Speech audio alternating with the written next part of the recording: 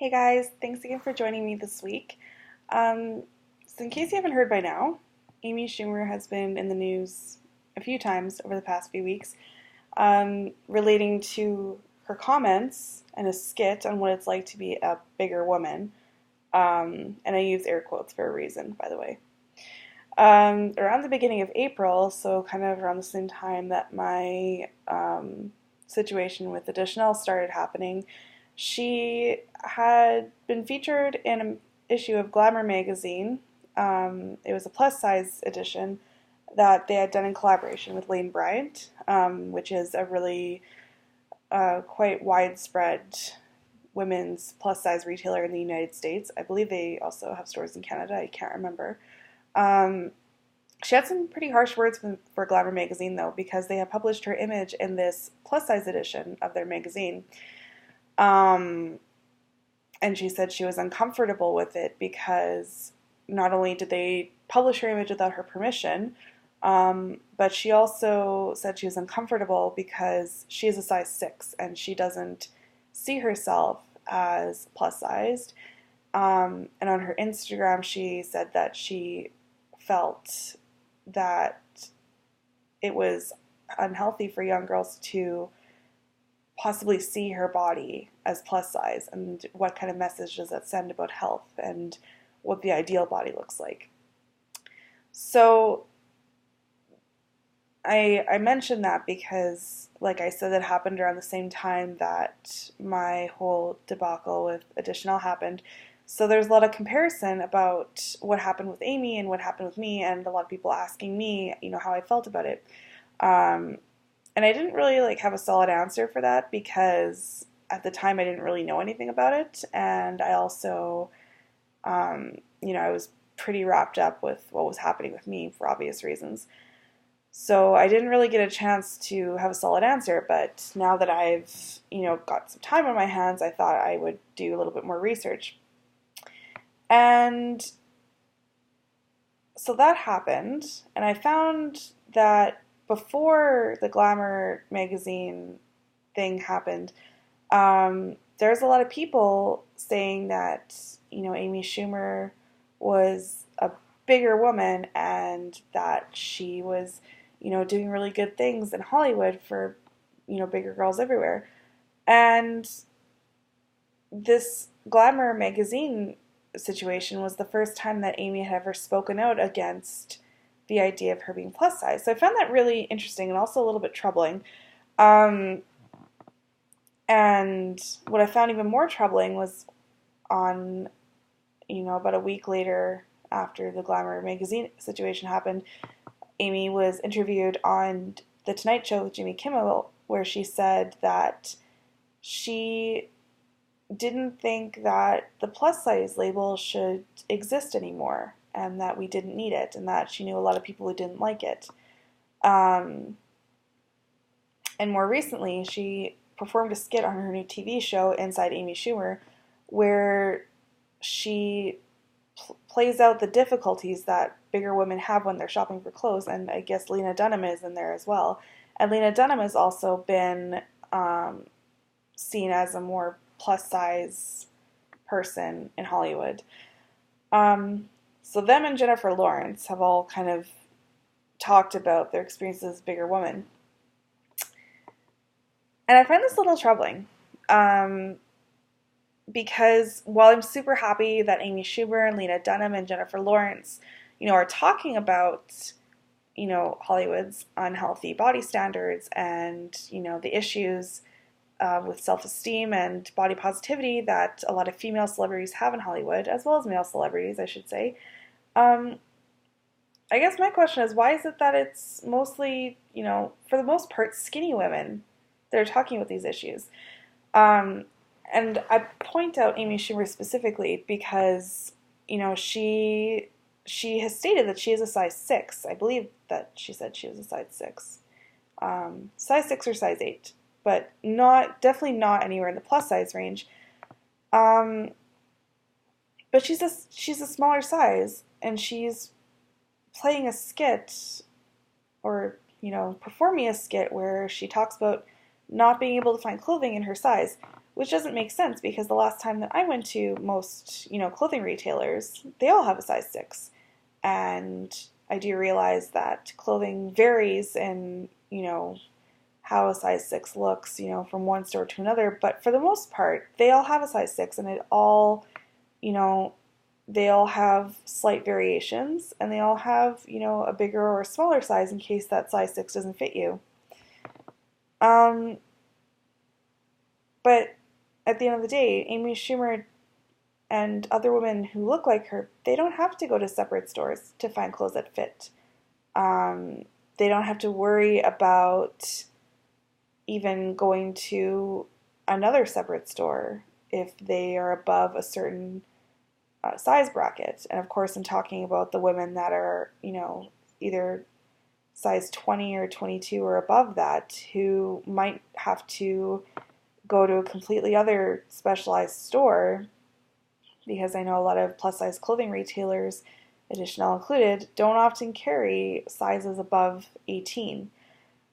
But Amy Schumer and other women like her look pretty much like every other woman in Hollywood, and what I'm wondering is, what is her experience of being plus size? Because as far as I can tell, that has not been a problem for her. And while it is fantastic that we have, plus size voices speaking out, such as Melissa McCarthy or Ashley Graham, who models for Additional, why is it that there's so few of us? Because I can only think of a few people off the top of my head that are plus size and that are part of this mainstream Hollywood. And unfortunately, it seems to be mostly white, well-to-do, able-bodied women who get to talk about their experiences. We rarely see women of color that are overweight that are given the opportunity to talk about their body in a situation where they are given the opportunity to do so on their terms. I remember reading an interview with Gabrielle Sidibe where I think I said her name right, I'm really sorry if I didn't. She spoke about being confronted with questions about why she was so confident and how she knew it was code for how can you like yourself despite the size that you are.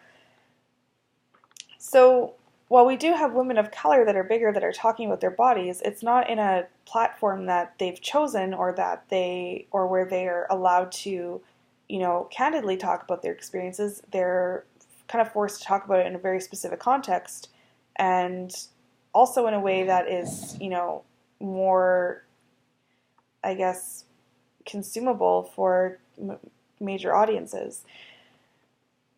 And if you look on social media, there are a ton other women and men that are, part of the body positivity and fat acceptance movements that get to talk about their experiences.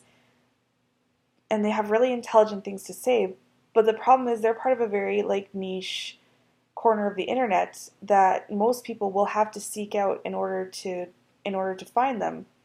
Their voices are not readily available. And on top of that, something I've noticed is that many of the more mainstream plus size voices that speak out talk about not needing the plus size label or saying that it's oppressive and that it should be done away with.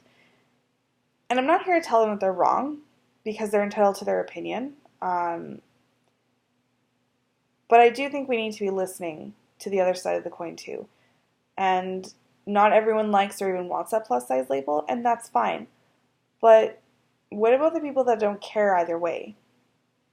Why is it that we're only hearing this one side of the argument and from so few people from such a narrow experience?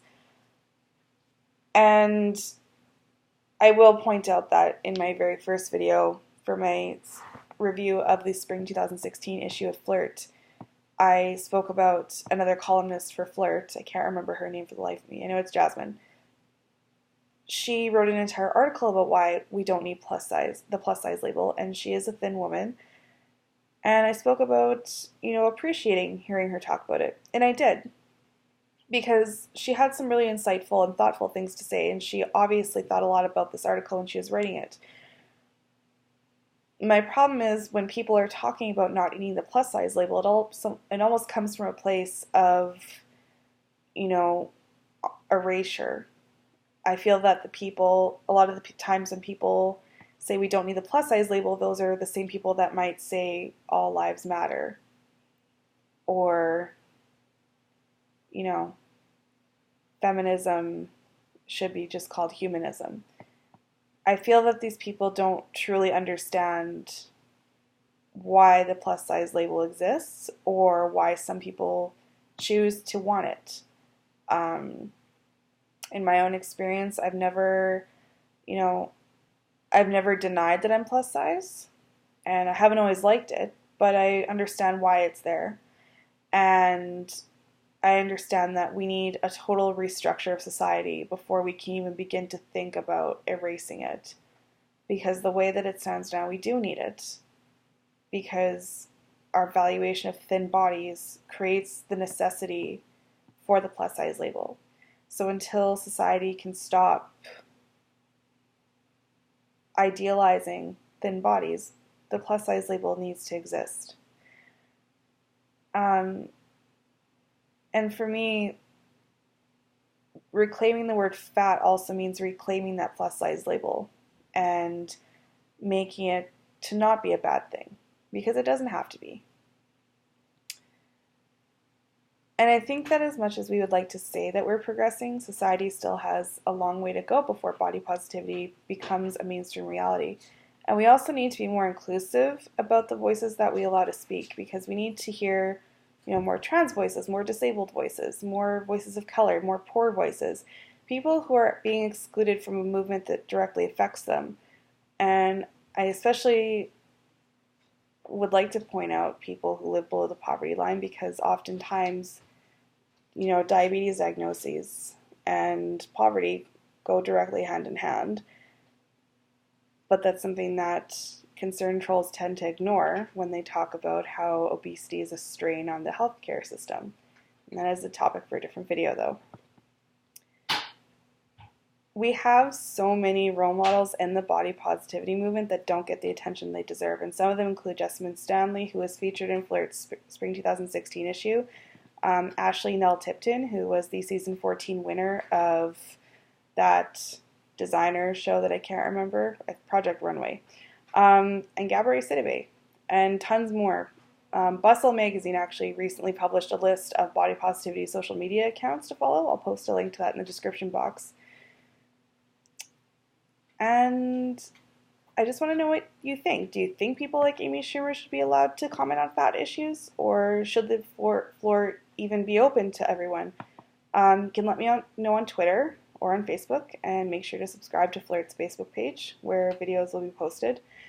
And before I sign off, I recently partnered up with my friend Megan Saunders, who is the founder of Waiting to Be, and her, along with my partner Cass, we're in a grassroots movement here in Edmonton called #FreeTheFatYEG. We're looking for members of the fat community to fill out a general interest survey so that we can kind of start planning events and activities. If you would like to participate, there is a link in the description box. Fill it out as honestly and as completely as you can. We want to hear from everybody, regardless of race, sex, religion, sexual orientation, whatever. You also can submit your email address to receive more information about these events as we plan them. So if you want to learn more, please do that. And that's it for me. So I hope you all have a really, really great weekend.